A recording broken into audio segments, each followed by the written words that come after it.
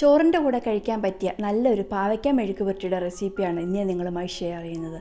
വളരെ സിമ്പിളായിട്ട് ഉണ്ടാക്കാവുന്ന റെസിപ്പി പാവയ്ക്ക കഴിക്കാൻ ഇഷ്ടപ്പെടുന്ന എല്ലാവരും ട്രൈ ചെയ്ത് നോക്കേണ്ട ഒന്നാണ്. ഞാൻ Lisha, welcome to my channel the coffee mug. പാവയ്ക്ക മെഴുക്കുപുരട്ടി ഉണ്ടാക്കുന്നതിന് ആവശ്യമായിട്ടുള്ള സാധനങ്ങൾ എന്തൊക്കെയാണെന്ന് നമുക്ക് ആദ്യം നോക്കാം.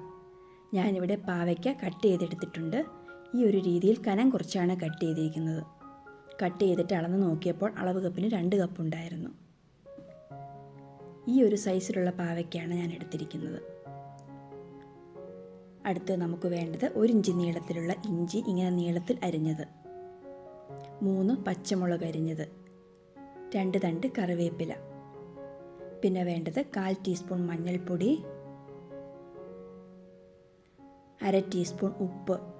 കുറച്ചുകൂടി ഉപ്പ് ആവശ്യമായിട്ട് വരും, അത് നോക്കിയിട്ട് പിന്നീട് ചേർത്ത് കൊടുക്കാം. 1/2 ടീസ്പൂൺ കടുക്, അവസാനമായി 2 ടേബിൾ സ്പൂൺ വെളിച്ചെണ്ണ. നാടൻ കറികളൊക്കെ ഉണ്ടാക്കുമ്പോൾ എപ്പോഴും വെളിച്ചെണ്ണ ഉപയോഗിക്കുന്നതാണ് നല്ലത്. ഇനി നമുക്ക് കുക്ക് ചെയ്യാം. അതിന് ഞാനിവിടെ ഒരു നോൺ സ്റ്റിക്ക് പാൻ ചൂടാക്കാൻ വെച്ചിട്ടുണ്ട്. പാൻ നന്നായി ചൂടായി വരുമ്പോൾ വെളിച്ചെണ്ണ ഒഴിച്ച് കൊടുക്കാം. വെളിച്ചെണ്ണ ഇല്ലെങ്കിൽ വെജിറ്റബിൾ ഓയിൽ എടുത്താലും മതി കേട്ടോ. പക്ഷേ നാടൻ കറി ആയതുകൊണ്ട് വെളിച്ചെണ്ണയിൽ ഉണ്ടാക്കുമ്പോഴാണ് ടേസ്റ്റ് കൂടുതൽ. എണ്ണ നന്നായി ചൂടായി വരുമ്പോൾ കടുകിട്ട് പൊട്ടിച്ചെടുക്കണം. കടുക് പൊട്ടിക്കഴിയുമ്പോൾ തീ ലോ ടു മീഡിയം ഫ്ലെയിമിൽ വെച്ചിട്ട് ഇഞ്ചിയും പച്ചമുളകും ചേർത്ത് ഇളക്കി കൊടുത്തുകൊണ്ട് വഴറ്റിയെടുക്കാം. കളറൊന്നും മാറണ്ട കേട്ടോ. ഇതിലേക്ക് പച്ചമുളക് എടുക്കുമ്പോൾ നിങ്ങളുടെ ആവശ്യത്തിന് ചേർത്ത് കൊടുത്താൽ മതി. പാവയ്ക്ക ആയതുകൊണ്ട് തന്നെ കുറച്ച് എരിവ് മുന്നോട്ടുള്ളതാണ് നല്ലത്. അതൊക്കെ ഓരോരുത്തരുടെ ഇഷ്ടമാണേ. ഇപ്പോൾ ഇതിലേക്ക് കറിവേപ്പിലയും കൂടി ചേർത്ത് കൊടുക്കാം.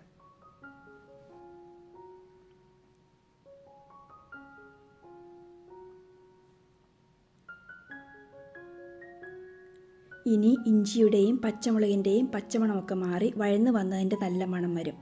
ആ സമയം നമുക്ക് അരിഞ്ഞു വെച്ചിരിക്കുന്ന പാവയ്ക്ക ചേർത്ത് കൊടുക്കണം. ഇതിൻ്റെ കൂടെ തന്നെ മഞ്ഞൾപ്പൊടിയും ഉപ്പും ചേർത്ത് കൊടുക്കാം. എന്നിട്ട് ഇവ നന്നായി ഇളക്കി യോജിപ്പിച്ചെടുക്കണം. ഞാൻ ഇതിലേക്ക് വെള്ളമൊന്നും ചേർക്കുന്നില്ല കേട്ടോ. തീ ലോ ഫ്ലെയിമിൽ വെച്ചിട്ട് മൂടി വെച്ച് വേവിച്ചെടുക്കണം. ഇതിൽ നിന്ന് വരുന്ന വെള്ളം കൊണ്ട് തന്നെ വെന്ത് കിട്ടണം. നമ്മൾ മെഴുക്കുപുരട്ടിയൊക്കെ ഉണ്ടാക്കുമ്പോൾ എപ്പോഴും നോൺ സ്റ്റിക്കിൻ്റെ ഒരു പാത്രം എടുക്കുന്നതായിരിക്കും നല്ലത്. അടിക്ക് പിടിക്കാതിരിക്കും.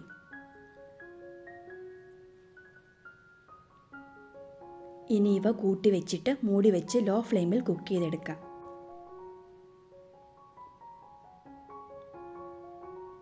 ഇടയ്ക്കിടയ്ക്ക് മൂടി തുറന്ന് ഇളക്കി കൊടുക്കണം.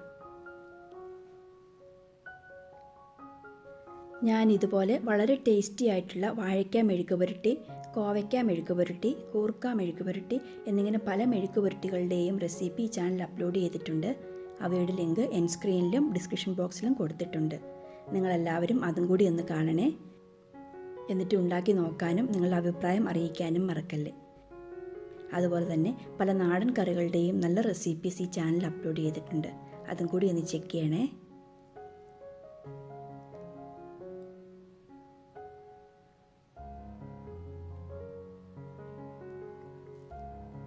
ഇപ്പോൾ നമ്മുടെ പാവയ്ക്ക വെന്ത് വന്നിട്ടുണ്ടോ എന്ന് ഒരെണ്ണം മുറിച്ച് നോക്കാം. നന്നായി വെന്ത് കിട്ടിയിട്ടുണ്ട്. അതുപോലെ തന്നെ ഈ സമയത്ത് ആവശ്യത്തിന് ഉപ്പുണ്ടോ എന്നും കൂടി ഒന്ന് നോക്കാം കേട്ടോ. ഉപ്പ് കുറച്ചുകൂടി വേണം. അത് നിങ്ങളുടെ ആവശ്യത്തിന് ചേർത്ത് കൊടുക്കുക. ഞാനിവിടെ മൊത്തം 1 ടീസ്പൂൺ അടുത്ത് ഉപ്പ് ചേർത്തിട്ടുണ്ട്. ഇനി നമുക്കിവ തുറന്ന് വെച്ചിട്ട് നിരത്തിയിട്ട് കൊടുത്ത് നന്നായിട്ടൊന്ന് വഴറ്റിയെടുക്കണം.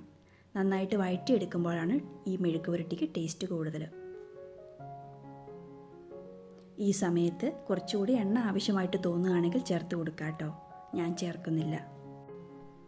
വഴറ്റിയെടുക്കുമ്പോൾ ഇടയ്ക്കിടയ്ക്ക് ഇളക്കി കൊടുക്കാൻ മറക്കരുതേ. പാവയ്ക്ക കഴിക്കാൻ താല്പര്യമുള്ളവർ ഒത്തിരി ഇഷ്ടപ്പെടുന്ന ഒരു മെഴുക്കുപുരട്ടിയാണിത്. ചോറിൻ്റെ കൂടെ കഴിക്കാൻ വളരെ നല്ലതാണ്. ഇപ്പോൾ ഒരുമാതിരി വഴന്ന് വന്നിട്ടുണ്ട്.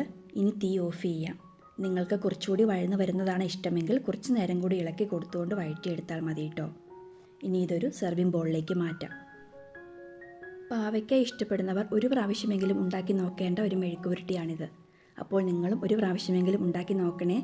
ഉണ്ടാക്കി നോക്കിയിട്ട് നിങ്ങളുടെ അഭിപ്രായം അറിയിക്കാനും മറക്കല്ലേ. ഈ റെസിപ്പി ഇഷ്ടപ്പെട്ടെങ്കിൽ ലൈക്ക് ചെയ്തും നിങ്ങളുടെ പ്രിയപ്പെട്ടവർക്ക് ഷെയർ ചെയ്തും എന്നെ സപ്പോർട്ട് ചെയ്യുമെന്ന് ഞാൻ പ്രതീക്ഷിക്കുന്നു.